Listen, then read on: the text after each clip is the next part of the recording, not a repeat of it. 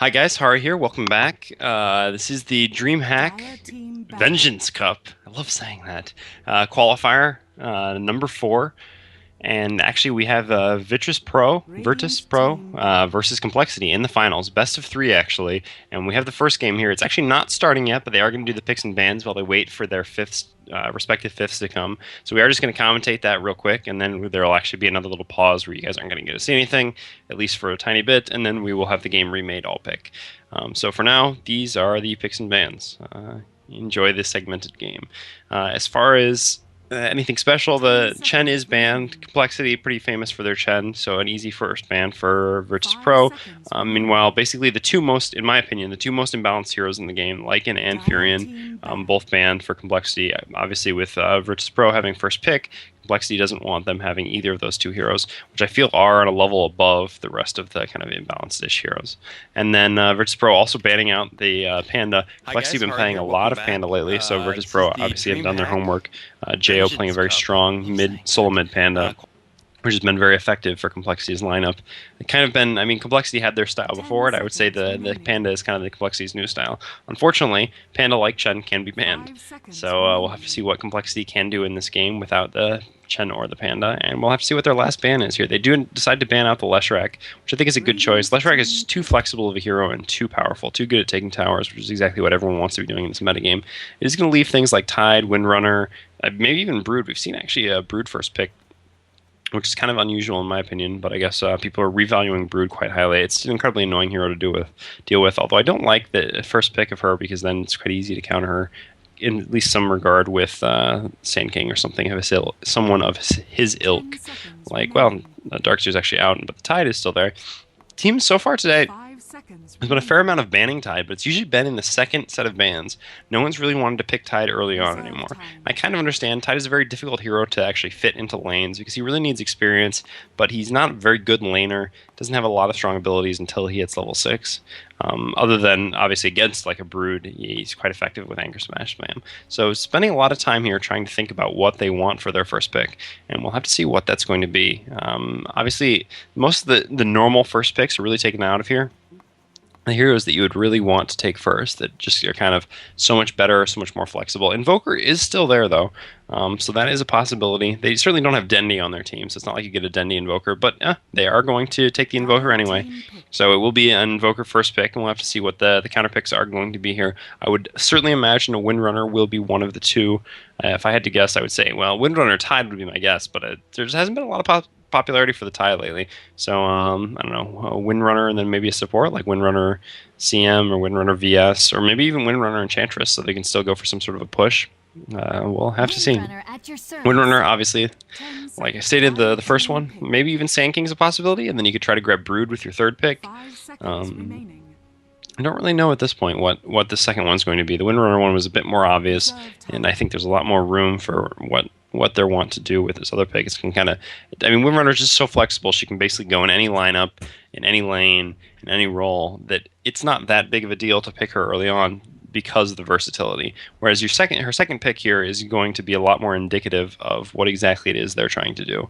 Similar with Invoker. Invoker is less flexible, certainly in the laning. He basically needs a solo, but he's also a very versatile hero because he has 10 spells. So we'll have to see what it is that TC might be captaining, or Fluff. Normally I would assume it's Fluff, but I mean Fluff is probably just telling TC what to pick. I thought Fluff normally does the picking, but we'll have to see what whoever it is doing this decides upon as their second pick here. Going pretty late into the bonus time here. So many strong heroes not necessarily wanting to give something back to the team and not kind of maybe spoiled for choice. Not knowing exactly what you want. And they do end up taking the Anti-Mage. Didn't really see that coming, since there is still a Riki in the pool. Riki, pretty strong counter to the Anti-Mage. And they do take the Brood. So Brood also a very good way to beat Anti-Mage. Brood very good at split pushing. And then the Enigma. So kind of getting a little bit of everything at this point. They've got the team fight with the Enigma, and they've got the split push with the Brood, and they've got the team fight with the Invoker, and they've just kind of got the overpoweredness with the Invoker. And meanwhile, to combat that, Complexity's got a Windrunner and an Anti-Mage. So I don't really know. I mean, I guess Riki might have just fallen out of favor a little bit. He was kind of a flavor of the month, and that month has passed, and so using him to counter the Anti-Mage is not quite as popular these days, or they're just going to try to push through it, which would mean maybe an Enchantress pick a little bit later. Enchantress obviously very strong against Anti-Mage because even later on in the game she does the pure damage, which goes through all of Anti-Mage's resistance and does quite a bit of damage, as well as obviously pushing quite well early on against him, which is kind of a counter to Anti-Mage in and of itself. Also, the Shadow Demon still in the pool, which is also a great counter to the Anti-Mage, and it's unlikely that you get an OD for Virtus.Pro at this point, but that's also not a bad counter. We'll have to see. They're kind of running out of time here, so they're going to have to make some sort of a choice. We're going to see what it is. Tide is still a possibility, but no, they do go for the Vengeful Spirit. Kind of that classic complexity support. They loved running VS back when they ran Chen all the time. And yeah, Venno is going to get banned out. So it looks like they didn't want to, or Virtus.Pro didn't want to give them that tri-lane, Venno, VS, and Anti-Mage. Extremely strong tri-lane, really difficult to go against, and would be very effective against the Brood if the Brood does get solo top. Meanwhile, the Night Stalker banned out by complexity. Night Stalker, a very good hero against the Anti-Mage. If you're trying to kill the Anti-Mage, obviously having an extremely long silence on him is a good way to achieve that. Also, the Vengeful Spirit, yeah, I don't know. I've been casting for a long time, kind of missing a couple things by now. Vengeful Spirit, obviously very strong against Enigma as well, because it's one of the few ults in the game that can actually cancel out the Enigma ult through a BKB. I wonder if they will end up trying to go for the Beastmaster. Beastmaster is actually not a terrible solo against Brood, because those axes really do kill the Spiderlings quite effectively. And if he gets a shield, he's actually... I mean, I wouldn't say he's meant to win the lane. Sorry, did someone say something? Or was that just my... never mind. I thought I heard something in my headset, but it's probably just my headset freaking out. But yeah, I mean, he's not necessarily going to win the lane against Brood, but he's definitely not going to lose it that much, I don't think, assuming a reasonable Beastmaster play. And then that would give them the Aura stacking, which Aura stacking, Vengeful Spirit, Beastmaster with a Anti-Mage is a pretty fierce Anti-Mage in the late game. Plus, it gives them, as stated, 2 abilities that can go through the Enigma ult, make it really difficult for Enigma ever to get an effective ult off because of all the heroes he would have to catch, even with him picking up a BKB. And Tide is actually the last ban. So like I said, a lot of later bans on the Tide these days. Haven't actually seen him in a game yet today, but not wanting to pick him up that much earlier, just kind of prioritizing these other heroes more. Enigma has been extremely popular. I mean, Enigma really never falls out of favor, but people realizing how important having those team fight abilities is and how Black Hole can really just completely change a game and a match. So we'll have to see what they do decide to pick up here. I mean, something like a Mirana is certainly a possibility, some sort of a range carry, which they put in their side lane. I mean, I imagine they're going to have the Invoker mid, the Brood in one side lane. Although, yeah, they take the CM, so there's a lot of possibilities here. They could always put the Enigma in the jungle, and then Brood and Invoker both in their respective solos. Invoker solo bottom, Brood solo top, and put a dual lane mid with the CM. I mean, they can send the Enigma mid, depending on what hero they get next. If they get another hero to go... no, actually, they can't really send the Enigma mid, because they've already got 2 solo heroes. Yeah, so Enigma won't be mid. Enigma will definitely be in the jungle, so they're going to have to pick up something to work with the CM. And actually, the Shadow Demon picked up by Complexity, which is the counter to Anti-Mage, but also works well with Anti-Mage, being able to make the copies of Anti-Mage in a team fight, and having basically with Manta 5 people burning mana, or even before the Manta having 3 things all hitting burning mana are quite effective. And Shadow Demon just a strong hero in general. Also, his Purge goes through BKB, so you can actually purge off Brood's ultimate from her, even when she has a BKB, which is obviously very effective. I mean, not only does it slow her down, which makes her less effective, but losing that ult for Brood is really painful. And the fact that even BKB isn't going to protect you against a Shadow Demon makes him a pretty strong pick in that regard. And it means if they want, in theory, they can set up a tri-lane with the Shadow Demon, VS, Anti-Mage, or they can go dual. Although I imagine in this... Well, it depends who's their last pick is. VS not that great in dual lanes, really does kind of need to be a tri-lane support. So typically when you have a VS, that's going to be the case. Unless they end up picking up, say, Enchantress still, and then they could put the Enchantress in their jungle with the Anti-Mage VS in that lane, and then actually give the Shadow Demon a solo mid. Shadow Demon is actually one of the few heroes in the game who can actually beat Invoker consistently in a solo. Meanwhile, Virtus.Pro, I assume still something like Nyx is a possibility, as we saw in the last game, although maybe less likely. Mirana or I don't know exactly else what they want to do. Panda would make sense. Lion, actually, go for the Lion. That's really out of left field. But I have seen some Russian or Ukrainian teams prioritizing Lion a little bit more lately. He has a lot of disables, which is very good against the anti-mage, and a lot of burst damage once he gets his ult. That's strong against Windrunner, VS, and Shadow Demon. So not necessarily a bad pickup. We'll have to see how they're going to set that up in the lanes, though. I mean, I'm guessing that's going to be some sort of a dual lane with the CM somewhere. Whether that will be in the bottom or in the mid kind of depends on what they expect to see. I mean, if they expect to see a dual lane with the AM mid, like a dual Shadow Demon AM lane mid, then maybe that would be a way of beating it with 2 ranged. Although I don't think you're going to have the AM Shadow Demon mid lane it. Anyway, at this point I would expect the Enchantress, but no, actually Batrider. So, yeah, that, I don't know. Batrider, I guess, is pretty decent against Brood. If he gets sentries from early on, he can really just dominate a Brood. And so in that case, they might send him up top against Brood.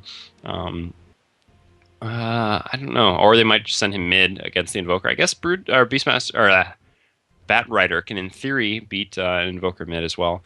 But we'll have to wait to see for these lanes until we actually get back into the real game, since this was just the picks and bans. For those people, or for the VOD, you can just cut it right now, basically.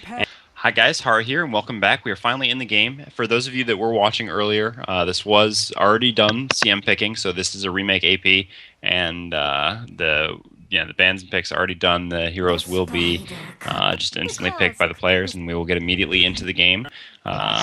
Regardless, for those who, I mean, we've been waiting for a while, so I'm sure you know who this is, but on the Radiant, we will have Complexity, I think. I can't remember actually exactly now. No, Complexity is on the Dire. Yeah, on the Radiant will be Virtus.Pro, and on the Dire will be Complexity. And anyway, this is the, I guess, I mean, I'm sure you guys all know this by now, but I'll say it one last time. This is the Dreamhack. I can't even say it, actually. The Dreamhack Qualifier number 4 finals. And this is a best of 3. And with me is none other than, I'm sure you all already know this as well, but Dodalicious Aussie. I'm going to ask him the same question I have asked him at the beginning of every other game. Aussie, how are you doing? My voice is getting more and more screwed up, but thank you for asking.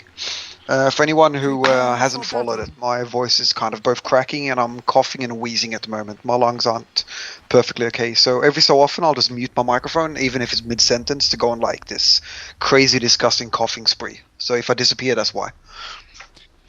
Okay, so on more interesting game-related, not coughing to death notes, we've got some lanes here.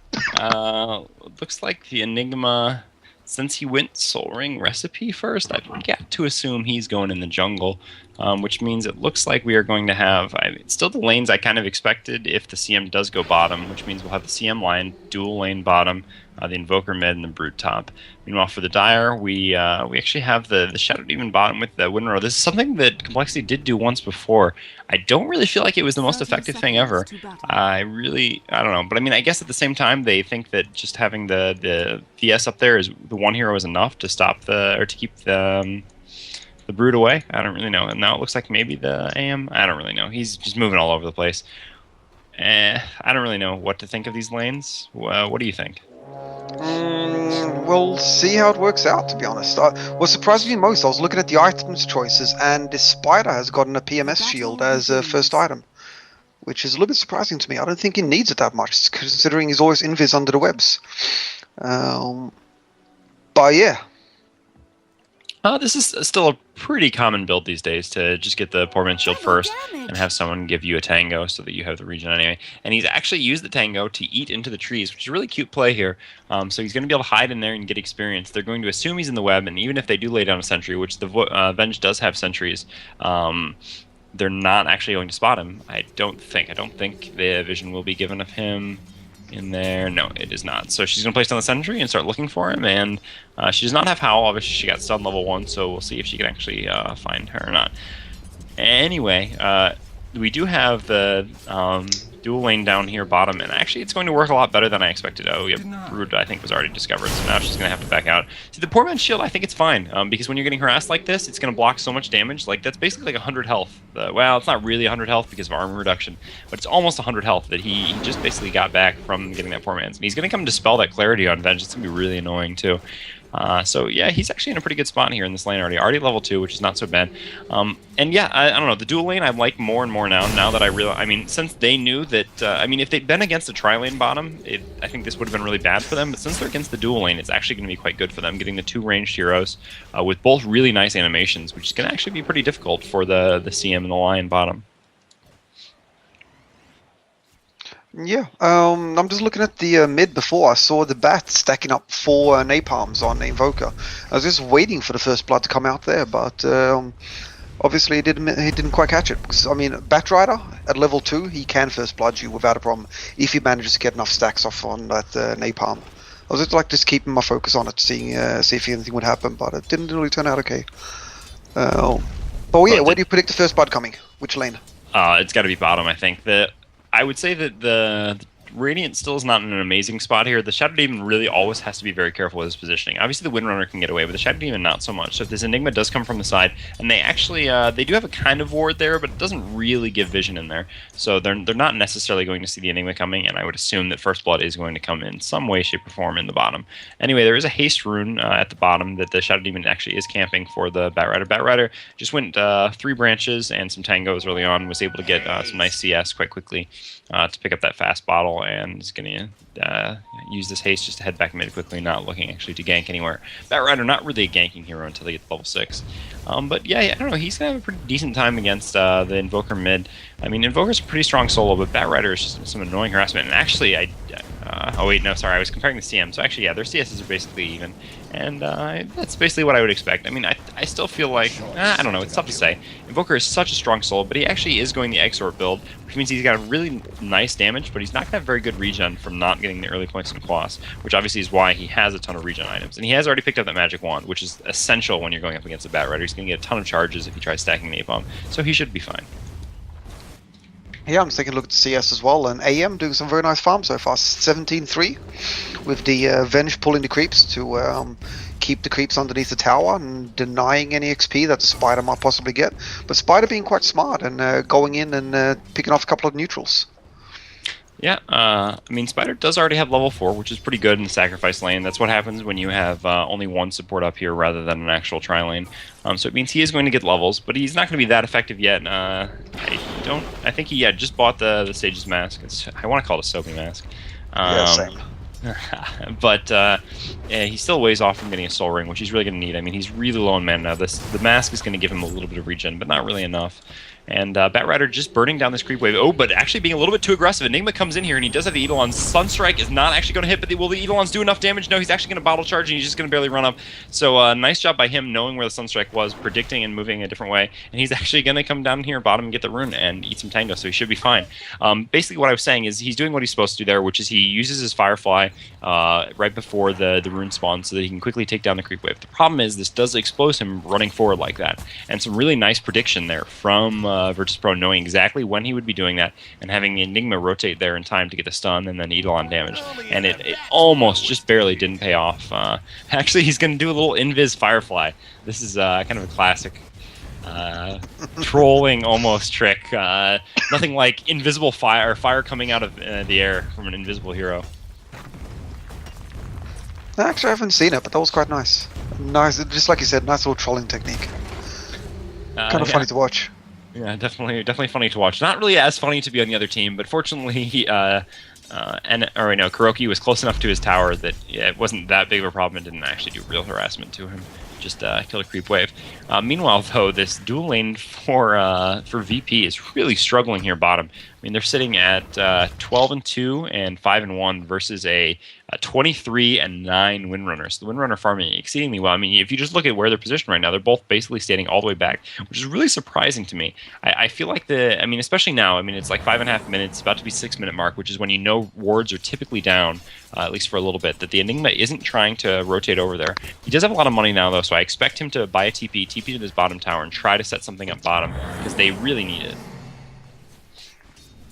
I'm just seeing this harass constantly. The spider's given up and trying to get lane creeps completely. Just trying to harass down the Avengers neutrals now, and doing actually a nice little job, just picking them off with the what's it called, the spawn spiderling skill.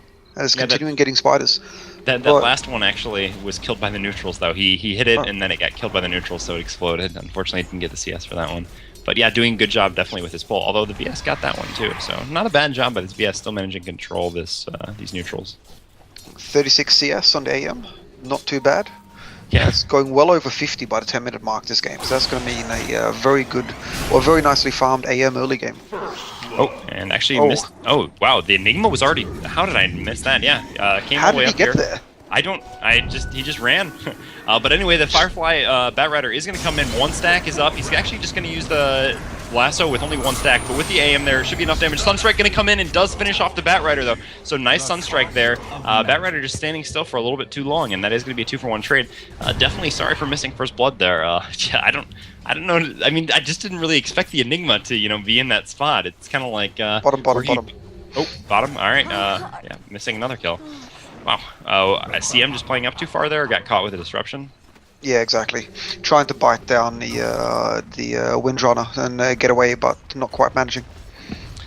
Yeah, so 2 for 2 now, and if we take a look at the gold graph, it's basically going back to even. So pretty well played here so far by both teams. Yeah, the AM is going to have a real nice Battle Fury timing. I mean, he's already gone for the poor man's, and he has the Ring of Health, so it's pretty obvious, especially with this kind of farm, that he would be going for a Battle Fury, which is obviously just very good when you farm well, and very good against Brood. But it looks like they are going to try to applying some pressure to him up top here. He has gone for 3 points in Blink, and they're actually smoking in to run about 2 inches. He's going to Blink, and they're actually not going to catch him. He's well out of range of the CM and the Enigma, so I guess they're going to console themselves by just trying to push this tower. Consent to. Yeah, that's a phrase, right? Yeah, that's fine. Okay. Yeah, that's what I was thinking, but I was like, no, that doesn't make any sense. No, I was just thinking you might say conceding to getting that kill, and giving up. Yeah. But yeah, this, let's have a look. We have no wards out for the Radiant side now anymore, which is interesting. So they don't really have any map control at the moment. We still do have wards on both rune spots for the Dire side. Just a little bit of map control. And actually the Bat Rider flying in here does have the lasso again, one stack up, and actually meanwhile Invoker actually picks off Windrunner bottom, but too much action top, big black hole actually catching 2 heroes. Sorry, I shouldn't have talked about something else that was going on somewhere else. Nice black hole by the Enigma. Basically, I don't know, as a Bat Rider you can't really just run in Firefly like that against an Enigma who has his ult. Just, I don't know how he thought that would go any different than it did. And then again, like I said, at the same time, Invoker managing to get a kill bottom with the Sunstrike on the Windrunner. So we have a 5-2 lead for Virtus.Pro. Who do you think is going to take this game? First game, just from this early now. Too early to tell, or? Yeah, I don't know. I would normally think that Virtus.Pro might be favored, and especially obviously after they take a team fight in a tower, it's pretty easy to say that. But the Anti-Mage did farm really well. But at the same time, I don't know, Bat Rider. It's such a bad hero in Dota 2. Honestly, I mean, like, having this Invoker get farm mid is so much bigger, I think, than having the Bat Rider get farm mid. As we just saw there, I don't know, he needs so many items to be useful. He either needs Vanguard Blink, or Blink BKB, or Blink Force Staff. One of those things. I mean, he needs Blink and basically one other important item, Vanguard, BKB, or Force Staff, really before he can do anything that effectively. Other than just like gank 2 versus 1, but most solo mid heroes can gank 2 versus 1 anyway, so I don't know. I just don't like the hero very much, to be honest. Right, but actually, Action's going to be in the mid, sandwiching the CM and the Enigma. This time Enigma has no ult, so you can go in on him. AM blinking, and there's a ton of spiders. They're just going to burn down. We'll see if, the AM is actually going to get the ult off on the Enigma, so Enigma is going to die. Brood is going to be fine, though, because there's no invis detection, and the Bat Rider is just going to fly away. So quickly, 2-for-1, or 2-for-0 exchange, actually, because the other kill actually came in the bottom, where the Lion got a solo kill on the Shadow Demon. I completely missed the bottom kill, but I managed to get the jungle fight at least. Yeah, well, they're really I mean, not screwing us, but there so many times there's been action, in 2 lanes at once. How do you cover that? No concern for the casters. Jeez, these guys. But yeah, Anti-Mage actually opting to finish up his treads real quick before continuing on his Battle Fury route. That's perfectly fine. I mean, you really... Getting your Battle Fury when you still don't have treads is pretty loose. So, I mean, generally you're going to want the treads anyway, especially so that you can actually contribute something in team fights, just like we saw right there. And kind of interesting skill build, the 2-3-3. I haven't really seen that much. I mean, against the Brood in lane, the levels in Spell Shield were pretty important, but I don't know. I mean, Blink is kind of just a defensive farming build. The 2 points in Mana Break, I don't know. A little bit unusual overall, but I don't know. What do you think about his build? I don't know. You have to adapt your build to every game. Like, there's no... Well, I hate when people say this is how you have to skill a hero. You skill it the way the game goes.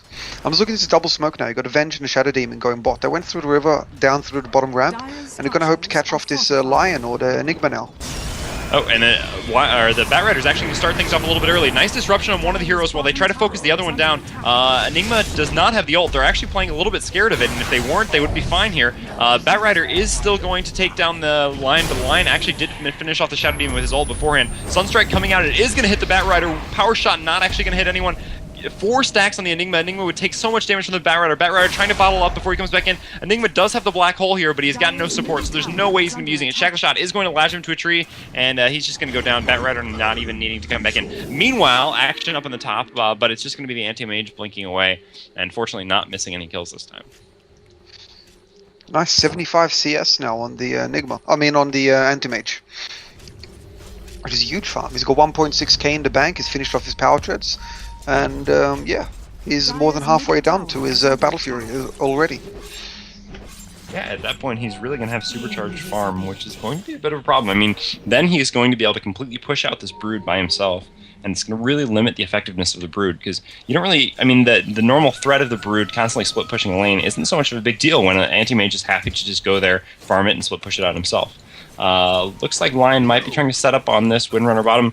Lion may be going to be saving for a blink now. That's what I imagine he's going to be going for. CM actually spots out the Anti-Mage in the woods, but Anti-Mage just blinks away. Meanwhile, Vengeful Spirit's here. Let's see if the neutral can actually get the last hit, but no, the neutral actually decides to turn back around and go for the Bat Rider. So the Bat Rider does manage to pick up the kill on this Crystal Maiden, and still has his lasso up for the next little engagement. Yeah, it's important not to waste your ammunition. Oh, but actually, they're going to look to go on the Windrunner here. Maybe a Black Hole coming out from the Enigma. We'll have to see. He still has it. If he could catch the Shadow Demon as well. I'm actually a little bit curious. I mean, maybe he should have Black Hole there. Purge going to come out from the Shadow Demon on the Enigma. Enigma's got a lot of health, though, sitting with Strength Treads and Headdress. Disruption going to come out. Still, I don't think there's an ult actually from the Lion, so Lion can't do anything. Sunstrike does hit the Shadow Demon. Shadow Demon's going to go down, but meanwhile, the Enigma is going to die as well, so 1-for-1 trade so far, and the Lion's just going to back out. The ult from Bat Rider actually does go through BKB as well, so actually that is technically one more ability that disables the Enigma Black Hole, although the odds of Bat Rider being able to get that close to lasso, it's going to be pretty difficult while Enigma's in the Black Hole without getting caught into it himself. Yeah, I mean, you can cast Black Hole basically, or essentially on top of yourself as Enigma, or slightly ahead of yourself, and the only way to lasso him would be to go up behind him. And yeah, no, it's a lot easier to use doesn't one of his... No?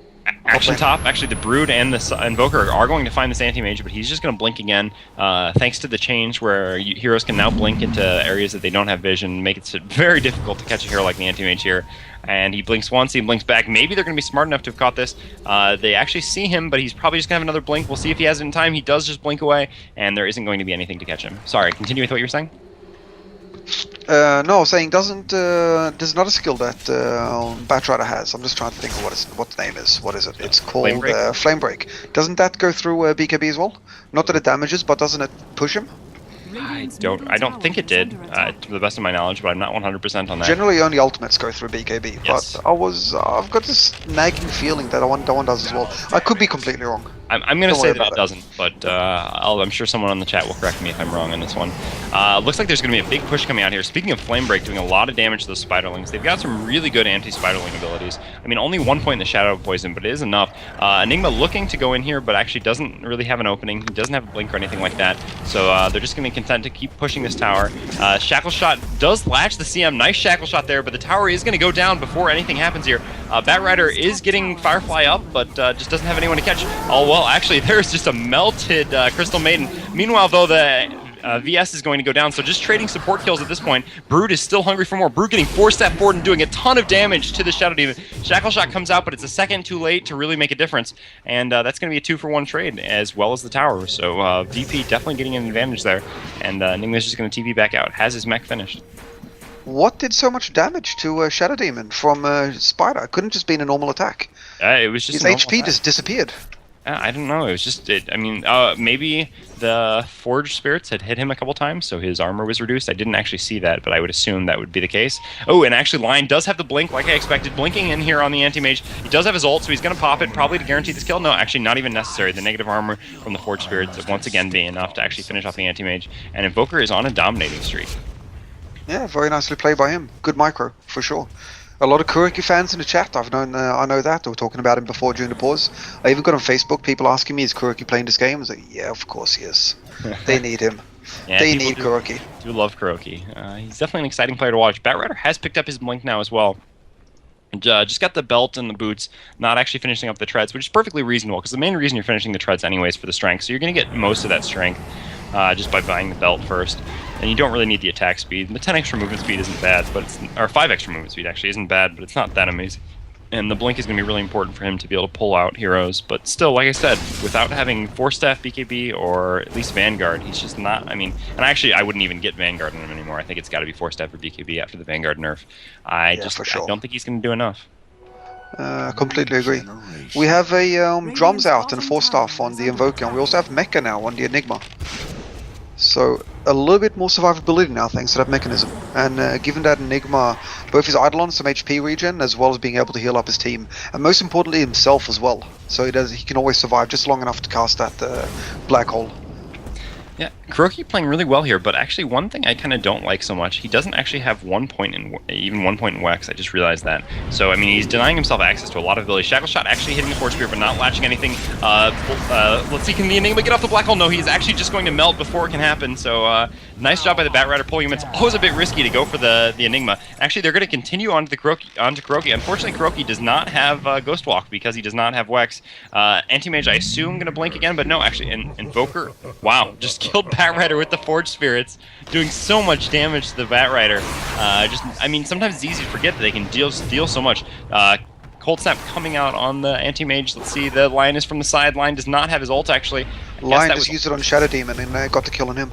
Oh, I didn't even see that. Oh, God, I just missed it. So let's see, they're going to try to continue this push here. They do have some spider. Oh yeah, a lot more spiderlings coming. Not a lot, but a fair amount of spiderlings coming from the woods. And this is definitely going to be a tier 2 tower going down. No amount of power shots is going to save this. And that's going to put VP even further into the lead here. We do still have a lot of ultimates up as well, which just means that both teams can initiate another team fight if they so choose. Both the Spider and the Enigma have their ultimates still up. And Enigma has the mecha as well, which makes perfect sense if they're going to go for the Roshan now. They do have enough Spiderlings to tank a bit of damage in the beginning. Yeah, that makes perfect sense. Yeah, I mean, unfortunately, the Diary were actually kind of set up to steal Roche. If you see Fluff and stuff, already built a medallion on BS, and he's got the 4 levels in Wave of Terror. But if the Radiant steals the Roche from them, this is going to be really bad. Let's see if he can make a PGG play. Can he swap out and steal the... No, he's not going to. He actually goes for it, but after Roche is already dead, so he's just going to kill himself. Nice Flame Break, actually knocking the Invoker up on top of the cliff, but it doesn't really matter. He's just going to Cold Snap up this Batrider, and the CM is right behind him. CM can get a Frostbite. Actually, that would be huge. Disruption of questionable effectiveness here, because... Oh, no, yeah, the Batrider does have Blink. Okay, so the Batrider is going to be fine. I had forgotten about that item for a second. Another Flame Break, just kind of pushing the creeps back, and they're going to have to group up in their mid to try to defend their tier 3 tower while Anti-Mage tries to split push top. Very good little defensive combos, kind of like Puck's phase shift. Disrupt your teammate and just let him blink out straight afterwards. Yeah, that's true. Yeah, I questioned the disruption because I'd forgotten he had the blink. I was thinking, okay, well, I think maybe there was a chance he could have run away normally, but since you disruption him, he's definitely going to die. But then, yeah, he had blink. They do take the tier 2 tower bottom, but looks like the Anti-Mage is actually going to get the tier 1 tower top. Tier 2 tower for tier 1 tower, not really worth it as a trade. But, I mean, getting an Anti-Mage tower is not a terrible thing. He does have his... Unfortunately, didn't last hit it, though. Yeah, but he does have his Battle Fury now. Just from the chat before, we were talking about Flame Break does not go through BKB. I was wrong. Like I said, it was just a nagging feeling. I was completely unsure of it. I know generally only ultimates go through BKB, but there was something about... I don't know, someone might have said it to me. I don't know. I was just completely wrong. Apologies about that. It's okay. You're just you're trying to set me up for that one guy who said that you have better game knowledge than me. You're like, all right, I'm gonna pretend like I think this thing that's not actually true. Hari's going to correct me, of course, and then people are going to be like, yeah, see, he does know what he's talking about. I appreciate what you're doing for me, man. It makes up for the time that you forgot my name. Just trolling your live stream, yeah. So yeah, the Anti-Mage has the Battle Fury, but it's not near as quick as it seemed. His farm was very good in the beginning, but VP has just been putting so much pressure on his team that he hasn't really had the opportunity to farm as much as he would like. So while he has a 20-minute Battle Fury, which is not terrible, it's just like they're not going to give him breathing room to farm for another 15 minutes to get his Manta and Heart or whatever. You know, it's going to be. I mean, he can. Big thing about Battle Fury as well, especially with that Quelling Blade, is be able to go Ancients, and Ancients just give so much more gold than what normal creeps do, and it also hides him from the lane. But I don't know about him just going solo farming now, especially with his team pushing. They do have a lot of potential in team fights, especially the Black Hole, the Impale, and all of Invoker's arsenal of spells as well. I think he needs to be in these fights. Oh, he will be. He's just going to farm as long as possible and then TP back as soon as the fight starts. Kuroki is going to TP in here, which actually means that the Dire have the opportunity. You can see IX Mike running out now. Batrider starts the Firefly, is going to hit the Flame Break, so they are going to catch the CM. Not going to be that big of a catch. Actually, no, the Enigma's there too, so maybe they can get him. There's a possibility, but at the same time, Lion has destroyed Shadow Demon. That Lion ult being huge. Lasso is coming out. They've got to kill this Enigma before he gets the Black Hole off. Mech is going to... Oh, but actually, he's going to get swapped immediately. The stun comes out, and he is going to die from the AM ult. So far, a 2-for-2 trade. Brood with a huge amount of damage coming out, but the medallion up on her is actually going to make it so that she has a tough time standing and fighting. Anti-Mage not burning a lot of mana. Shackle Shot is going to latch the Lion to the tree. Let's see, the Orchid actually on the VS prevents the VS from following up with a stun, but the right clicks are going to be enough on top of the medallion. So nice medallion usage there by the VS. And let's see if they can go try to catch the Brood in the woods. No, there's no detection on them really at all, actually, so there's no way they're going to catch the Brood in the woods. So a 2-for-3 trade. Pretty good for the Dire there, being able to hold like that. Basically exactly what you want to do in a situation like that. I mean, it's fine for the AM to go split farming. Oh, and actually, wait, no, Brood is going to go on the Windrunner top, Orchiding up, but she's going to have Windrun. Oh, Sunstrike is not going to hit, not quite enough good enough prediction from Kuroki there. Swap actually coming out from the VS. Purge is actually going to hit the Brood. Will Brood actually take enough damage here? She is dusted, and no, she's just barely... Yeah, just barely going to make it out. The Anti-Mage is going to blink, and actually, no, it does get one last hit. Nice prediction blink by the Anti-Mage on exactly where the Brood would be. Thought she was going to make it out there, but she did not. So, good extended chase there. Now, what do you think this Enigma is going to go? Blink or BKB first? Against Vengeful Spirit and the Lasso, even though it's really just Vengeful Spirit, like we were talking about, I would assume he's going to go for the Blink first. And Invoker is actually just going to come in here on Jo. Jo is so dead. Nice Sunstrike prediction there. I mean, it's pretty obvious Sunstrike prediction anyway, because if he doesn't run that way, he's running back into the Forge Spirits, and he's just going to die from all the right-click damage. Wow, that damage as well. 475 damage from the Sunstrike. Yeah, that's and all pure damage too, which is awesome. It is pure damage as well?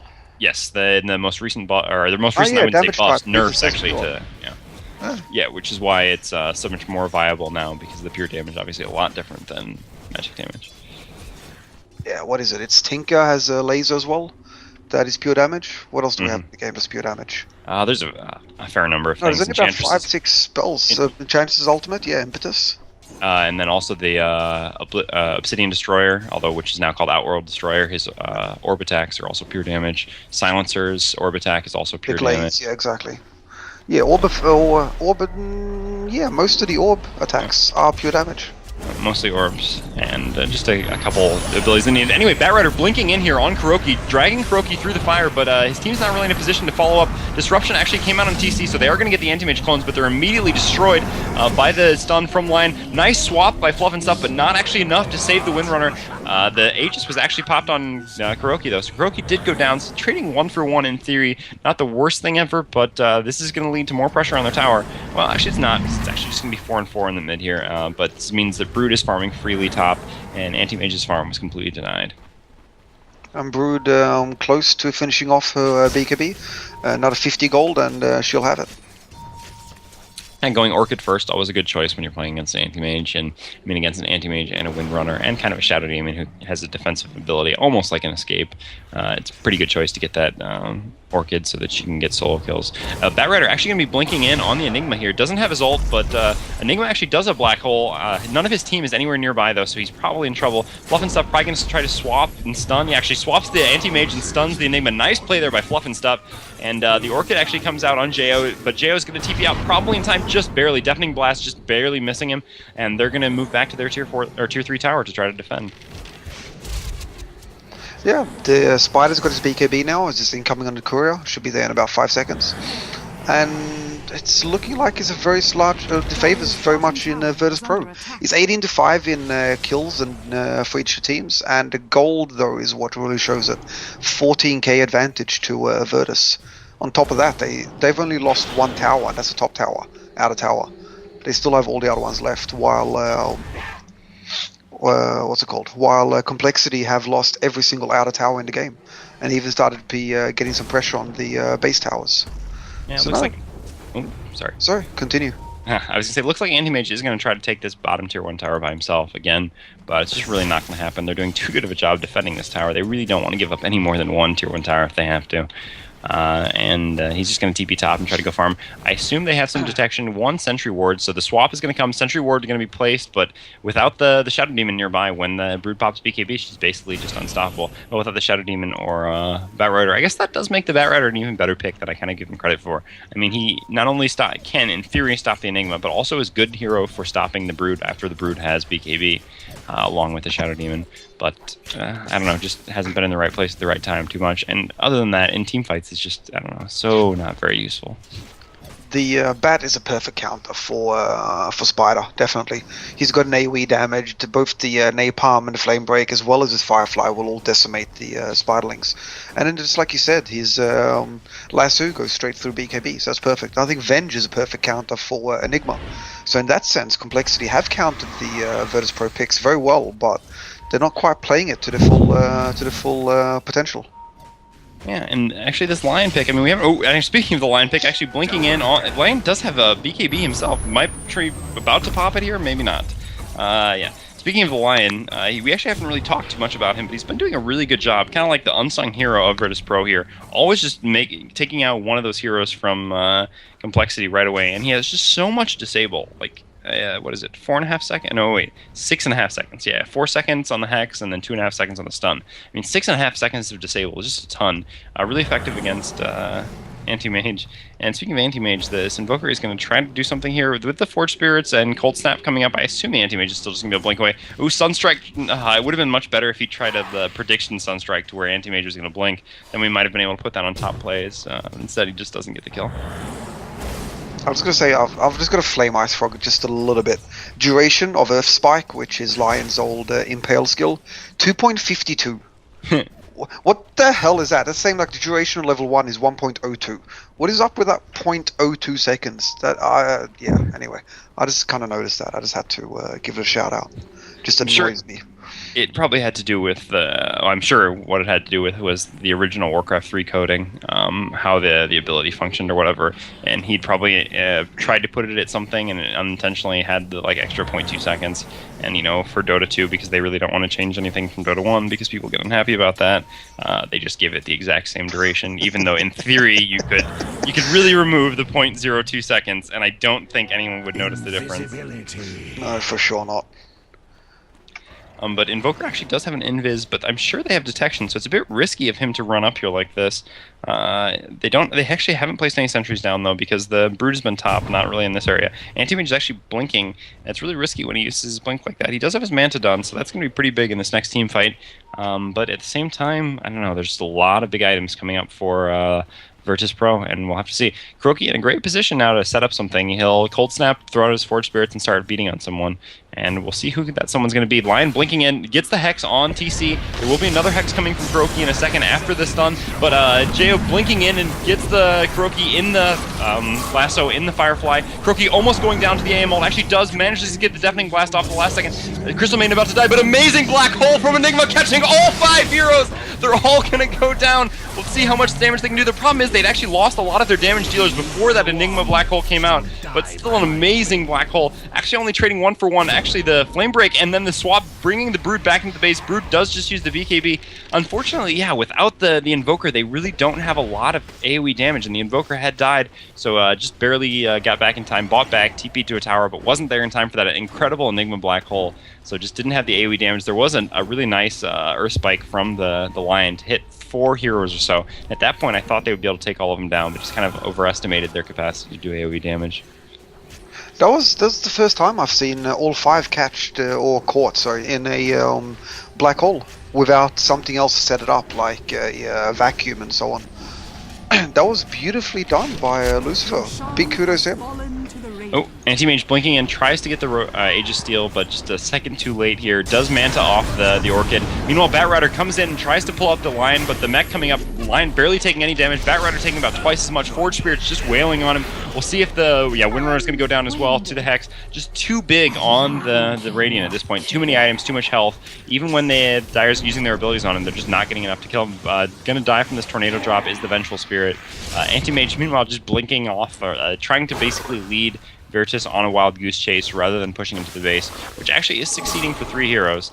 Pops his ultimate on a lion that he's not actually able to kill. Is going to blink after both of them. Sunstrike is going to hit here, but actually, did he just disjoint that? I'm not really sure. Even if he didn't disjoint it, actually, since the damage is split for Sunstrike, it would have just split with the illusions anyway. So Anti-Mage actually doing a really nice job, basically solo saving his team there. I assume that would have been bottom racks, but or at least bottom tier 3 tower, but led 2 heroes basically away from the rest of his team, was able to actually kill both of them, and brought the Brood, a 3rd hero, over to help.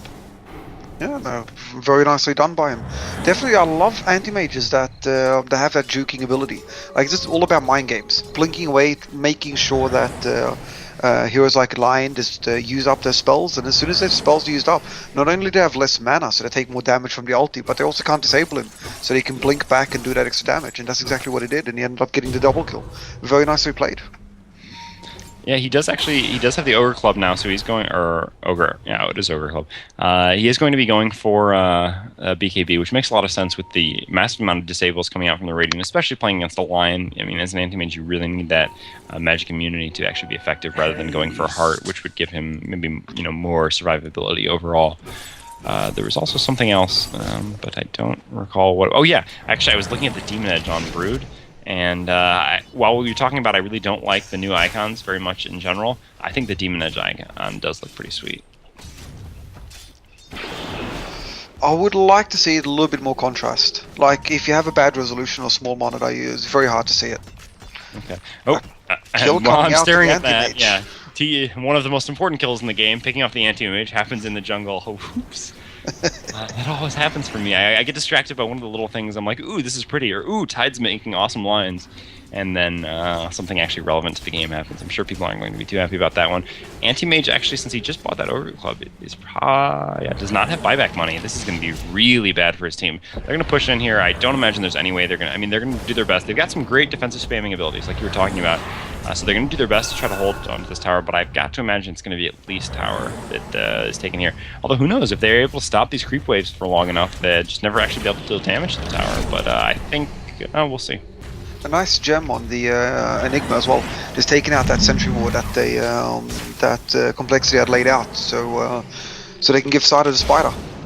So 5 stacks actually on this Enigma, bunch of damage about to hit him. Yeah, what was that? 427, I think, with resistance. Not an insignificant amount. But meanwhile, Brood doing a good job microing her Spiderlings top. They are eventually all taken out, which I don't know if that was worth it or not for that amount of tower damage, because that was actually probably around 300 gold that was just given out. But yeah, regardless, nice job microing him in the first place up there while she was basically down at the Ancients. Good multitasking. Nice defense of Complexity middle as well. Even though the AM wasn't there, they gave Virtus.Pro no chance to even walk up or even get close to the ramp. So completely defending the tower. Nicely done.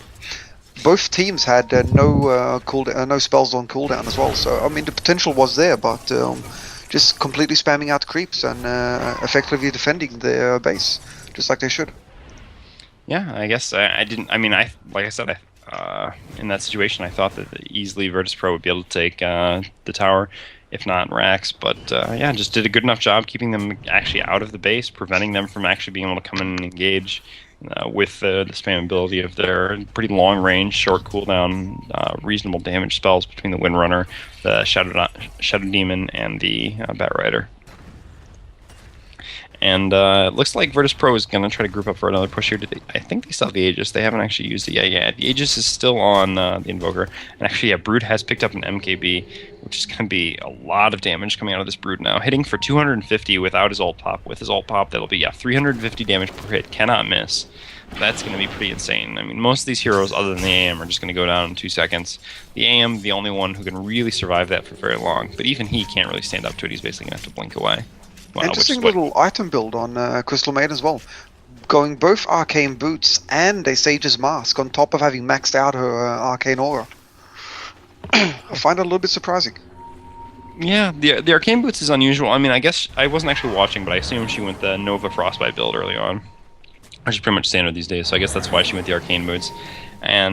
But yeah, then the Sage's Mask. I guess maybe once the next Roche is up, she's just going to turn that into a medallion, just so they can take the Roche that much faster. Although I'm not really sure they even need it. They take Roche so fast anyway. But, I mean, medallion would be good for their team anyway. I mean, they're already getting some negative armor with the Forged Spirits. Having a little bit extra certainly can't hurt. Having extra armor reduction is never a bad thing. Yeah. It is universally just absolutely great. Yeah, it's basically back to the too much bullets argument. Exactly. Anti-Mage does have buyback money now. I think, I don't know, the reliable gold system, it's kind of like if he dies, he's going to have more gold than that. How exactly do I really... Can you explain this to me? Exactly how much I can expect him to have when he dies? Because I know... which you're talking about, the AM?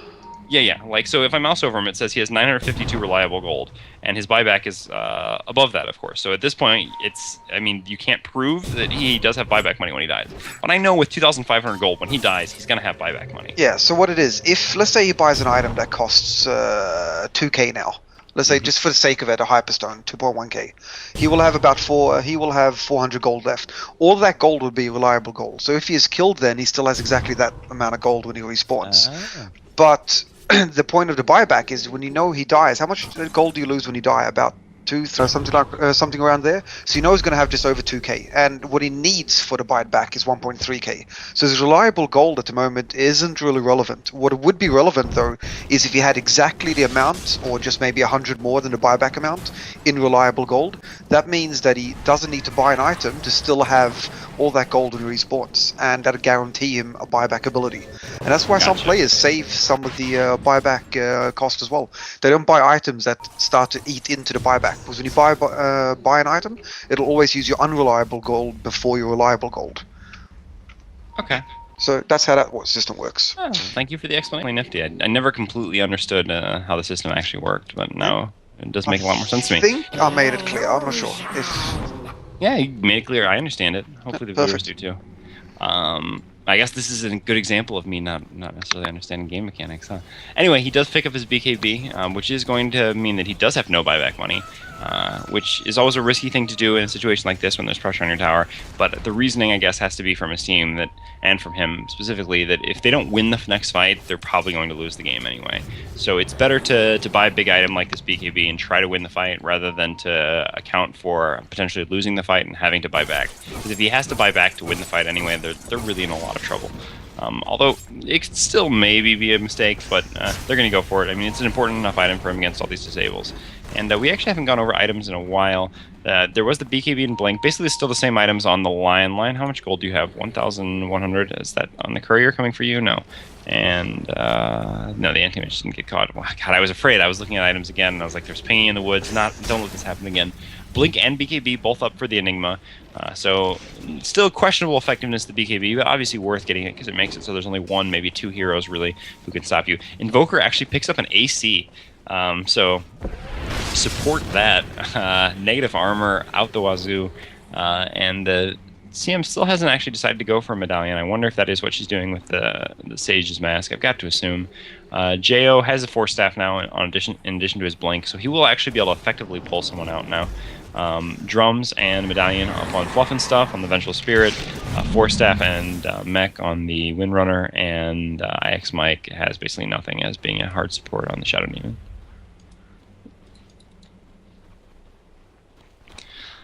And it looks like we will have is this not? Yeah, this is actually a smoke, but thanks to the visual bug that is still happening.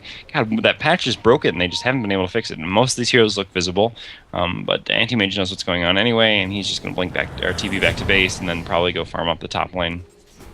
Although maybe that's a little bit risky, in his mind at least, because he doesn't really know where the Radiant is at. But no, he's pretty confident to go up there and farm as much as he can, trying to get back to having that buyback money just in case. since now he does have the BKB. The buyback is probably going to be the most important thing after that. And I'm not hearing Aussie, so maybe... Sorry, I muted my mic by accident. What I was saying before, the visual glitch as well. You can tell by there having no shadows underneath them. There's also, you can also click on them to see the buff, but yeah. Oh, looks like we might have an engagement here. Yeah, clicking is what I usually have to do. I didn't know the shadows trick, but it looks like the next fight is going to be over this Roche. There's a weird sound going on in the background, but anyway, Anti-Mage is going to blink in. BKB's up. Nice stun, getting the Batrider. Batrider actually hasn't been able to grab anyone with the lasso yet. Meanwhile, Brood is actually chasing after the Windrunner. Invoker does go down to the Anti-Mage, but Invoker immediately bypasses back. This time, the Enigma Black Hole is only going to catch one hero, the Vengeful Spirit, the most important one to catch, but, well, as far as not disabling the Black Hole, but not that useful in the grand scheme of things. Batrider still not doing too much, just kind of flying around. Anti-Mage actually wants to get away here. Ooh, Enigma gonna blink up and get the stun. And actually, the stun just a few right clicks, and that actually will be enough with that negative armor applied from the Forged Spirits. And they are just gonna go in and take Roche now. Batrider doing a little bit of harassment, but it's not gonna be enough. 3 heroes down, only losing the Invoker for the Radiant. Nice buyback from KuroKy, very instantaneous in that regard. That's the second time he's done it. The first time it wasn't quite as effective, or maybe it was. I don't actually remember what happened the first time he bought back, but just good buybacks from him regardless. And they are going to push in here, and certainly this time take the tier 2 or tier 3 tower, if not the Rex. I really like the CM just walking up to the ledge instead of trying to follow straight up the ramp, walking along the river, walking up to the ledge and then getting that last frostbite off. Just perfectly executed. Oh my god, am I going to be wrong again? Are they really not going to take this tower? Shackle Shot just going to latch a Forged Spirit. VS going to swap the Windrunner away. Windrunner going to live, but the VS is probably going to die. Taking a couple more right clicks. His armor going down thanks to the Forged Spirit. CM does die in the meantime, and KuroKy actually taking a lot of damage. Too bad the AM isn't here. Nice ult coming out from the line, finishing off the Windrunner. Also going to get the stun on the Shadow Demon. Might actually kill this. Oh, cheese used by the Enigma. So you thought you were going to kill him, but no, he's back to full life. Multiple stacks going out on everyone. There were Shadow Poison stacks and Batrider Napalm stacks. It looked like there was a chance KuroKy was going to die, but nope, those were just Napalms. And he's actually going to survive with about 40 health after that, getting hit by that Flame Break. Mid racks both down. They're going to take this tower top. Alacrity actually coming out. Ooh, Flame Break just barely missing KuroKy. KuroKy dodging out of the way just in time. And yeah, that's going to be enough racks to probably call this game.